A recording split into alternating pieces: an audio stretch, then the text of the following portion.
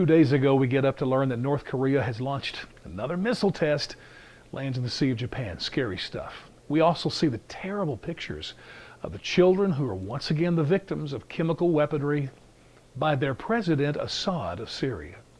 You know, it just angers me so much, and I feel for those people. I mean, I immediately said, you know, enough diplomacy. Drone him, man. Put one right in his castle window. If that doesn't work, maybe we are going to have to put boots on the ground, but he's got to be stopped. But then I learned from the news that as big as those stories were, they were not the biggest of the day. Because you see, several companies had released their presidential approval ratings, and Trump is in the tank. 35%, I think, was about the average.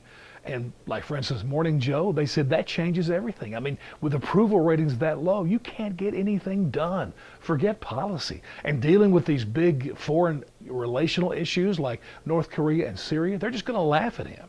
I mean, this shows him as weak and powerless. So I'm like, oh man. Well, as I'm studying Syria, I discovered something that was amazing. They do approval ratings too. Honestly, this is not fake news. His approval rating, Assad, is at 55%. I mean, this is totally truth. I'm serious. Look it up for yourself. Experts say that if he had an election in Syria, or a loud one, which he wouldn't, but if he did, he would win by a landslide. What? That's the truth. So you know what? That tells me several things. Pull the drones back. Because you know what? If we were to drone him with those type of numbers, man, we'd make him not only a martyr, but they would hate us even more, and they'd be just lining up to join ISIS and Al-Qaeda. Even more so, I don't want Syrian refugees.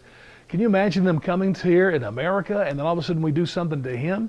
Man, they're going to turn on us like you would not believe. 55%. So I have a solution to the Syrian problem that does not require boots on the ground. This is just because I'm smart. Trump obviously has no relationship with Syria or Iran, as far as we know. Iran's a big friend of Syria. But the other big supporter of Syria, Russia. Remember the collusion that Trump has?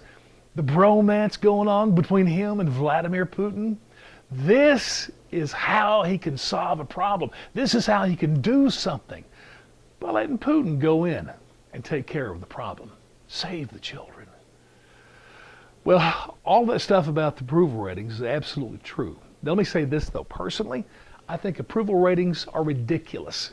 I don't want a politician to base what he or she does based on approval ratings, but I want them to do it based on what's right for the people that they're trying to serve.